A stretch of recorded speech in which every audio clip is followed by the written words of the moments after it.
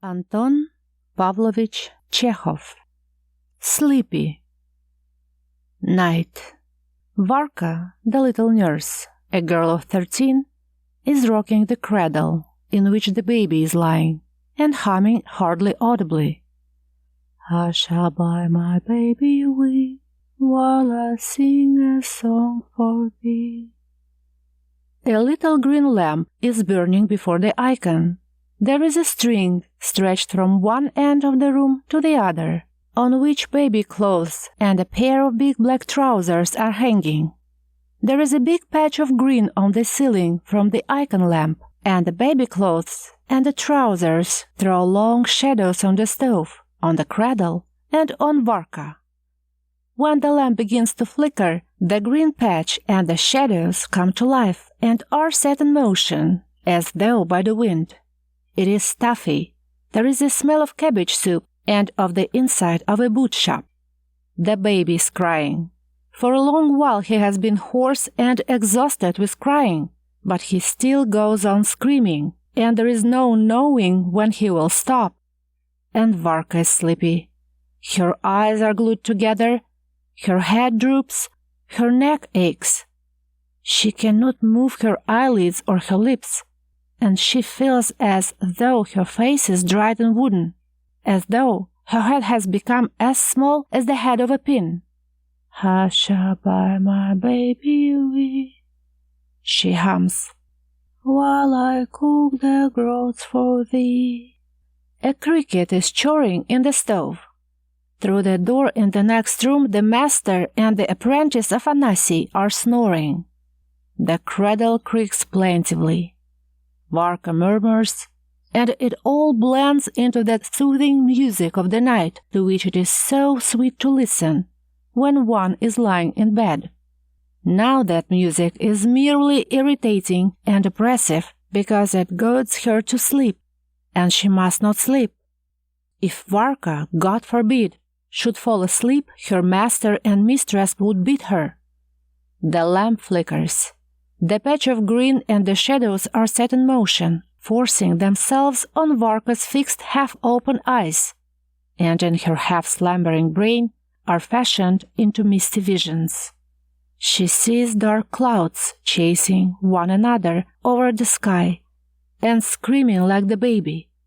But then the wind blows, the clouds are gone, and Varka sees a broad high road covered with liquid mud. Along the high road stretch files of wagons, while people with wallets on their backs are trudging along, and shadows flit backwards and forwards. On both sides she can see forests through the cold, harsh mist.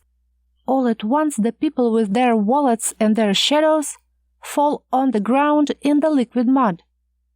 "What is that for?" Varka asks. "To sleep, to sleep," they answer her. And they fall sound asleep, and sleep sweetly, while crows and magpies sit on the telegraph wires, scream like the baby, and try to wake them. Hush by my baby wee, and I will sing a song to thee, murmurs Varka, and now she sees herself in a dark stuffy hut.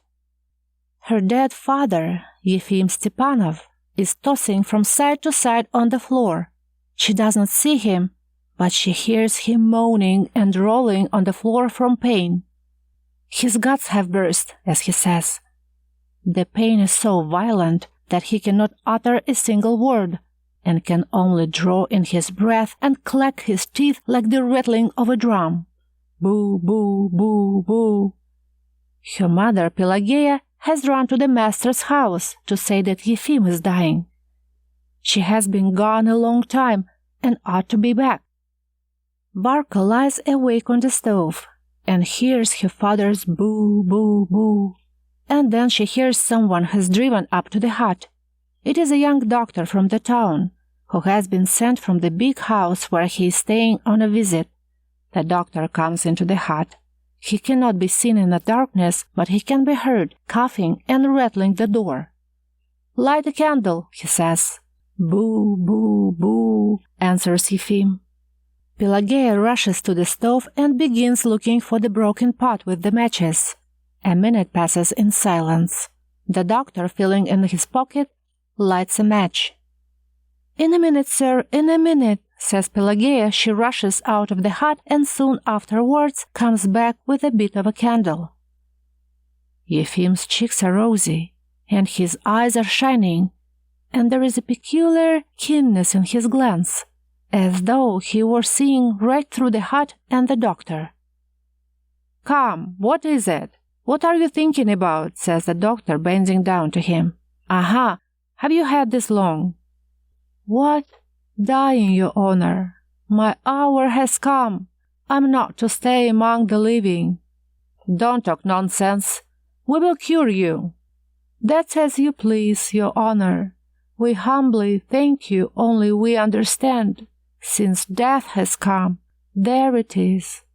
The doctor spends a quarter of an hour over Yefim. Then he gets up and says, "I can do nothing. You must go into the hospital. There they will operate on you. Go at once. You must go. It's rather late. They will all be asleep in the hospital, but that doesn't matter. I will give you a note. Do you hear?" "Kind sir." "But what can he go in?" says Pelageya. "We have no horse." "Never mind. I'll ask your master. He'll let you have a horse." The doctor goes away. The candle goes out, and again there is the sound of boo, boo, boo. Half an hour later someone drives up to the hut. A cart has been sent to take Yefim to the hospital. He gets ready and goes. But now it is a clear, bright morning. Pelageya is not at home. She has gone to the hospital to find what is being done to Yefim. Somewhere there is a baby crying, and Varka hears someone singing with her own voice. "I shall buy my baby wee, I will sing a song for thee." Pelageya comes back. She crosses herself and whispers, "They put him to right in the night, but towards morning he gave up his soul to God. The kingdom of heaven be his and peace everlasting. They say he was taken too late. He ought to have gone sooner." Varka goes out in the road and cries there. But all at once someone hits her on the back of her head, so hard that her forehead knocks against a birch tree. She raises her eyes and sees facing her master, the shoemaker. "What are you about, you scabby slut?" he says. "The child is crying, and you're asleep." He gives her a sharp slap behind the ear, and she shakes her head, rocks the cradle, and murmurs her song. The green patch and the shadows from the trousers and the baby clothes move up and down, nod to her, and soon take possession of her brain again. Again she sees the high road covered with liquid mud. The people with wallets on their backs and the shadows have lain down and are fast asleep. Looking at them, Varka has a passionate longing for sleep. She would lie down with enjoyment, but her mother Pelageya is walking beside her, hurrying her on. They are hastening together to the town to find situations. "Give alms, for Christ's sake," her mother begs of the people they meet. "Show us the divine mercy. Kind-hearted gentlefolk."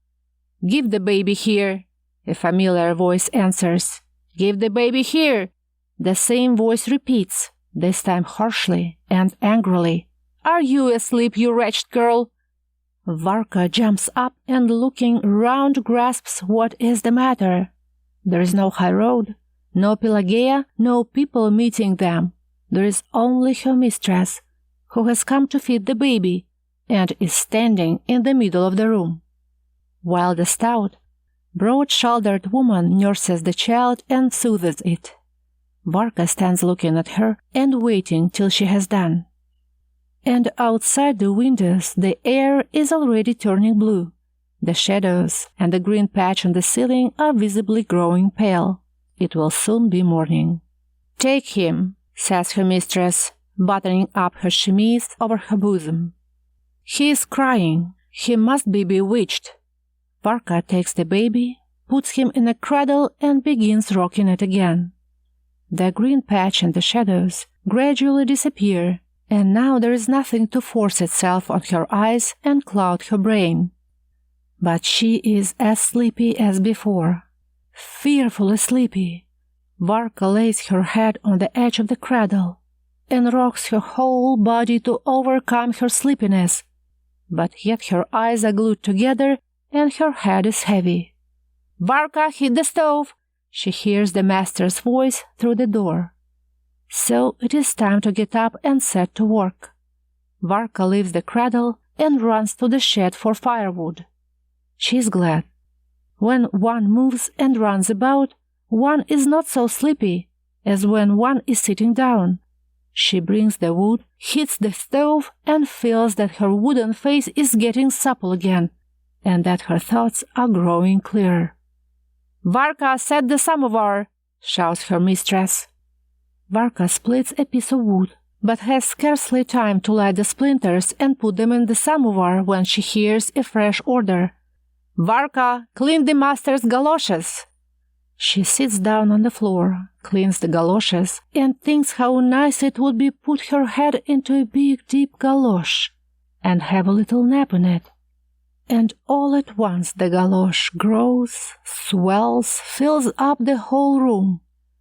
Varka drops the brush, but at once shakes her head, opens her eyes wide, and tries to look at things so that they may not grow big and move before her eyes.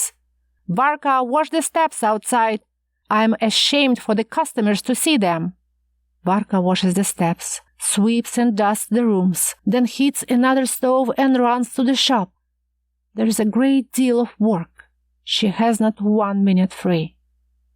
But nothing is so hard as standing in the same place at the kitchen table peeling potatoes. Her head droops over the table.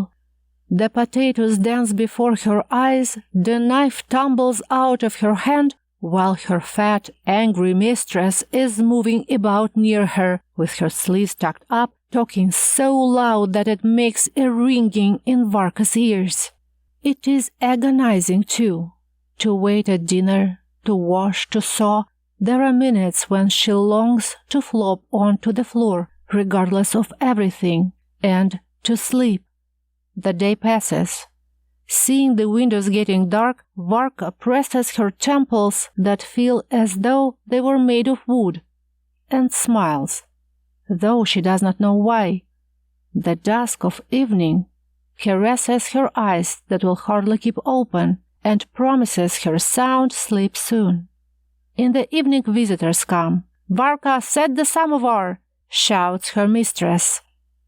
The samovar is a little one, and before the visitor have drunk all the tea they want, she has to heat it 5 times.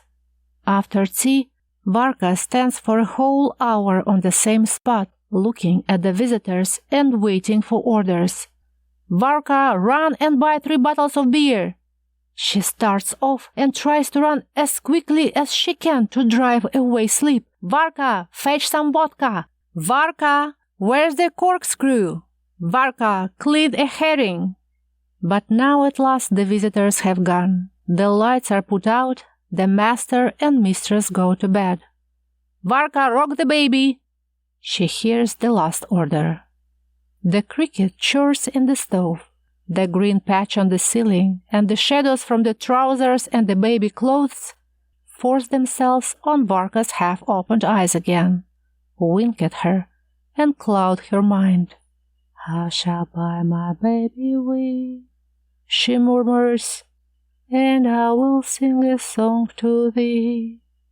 And the baby screams, and is worn out with screaming. Again, Varka sees the muddy high road, the people with wallets, her mother Pelageya, her father Yefim. She understands everything. She recognizes everyone, but through her half-sleep she cannot understand the force which binds her. Hand and foot weighs upon her and prevents her from living. She looks round, searches for that force that she may escape from it, but she cannot find it. At last, tired to death, she does her very utmost, strains her eyes, looks up at the flickering green patch, and listening to the screaming, finds the foe, who will not let her leave. That foe is the baby. She laughs. It seems strange to her that she has failed to grasp such a simple thing before. The green patch, the shadows, and the cricket seem to laugh and wonder too. The hallucination takes possession of Varka. She gets up from her stool, and with a broad smile on her face and wide unblinking eyes, she walks up and down the room. She feels pleased and tickled at the thought that she will be rid directly of the baby that binds her hand and foot. Kill the baby, and then sleep, sleep, sleep. Laughing and winking and shaking her fingers at the green patch, Varka steals up to the cradle and bends over the baby. When she has strangled him, she quickly lies down on the floor, laughs with delight that she can sleep, and in a minute is sleeping as sound as the dead.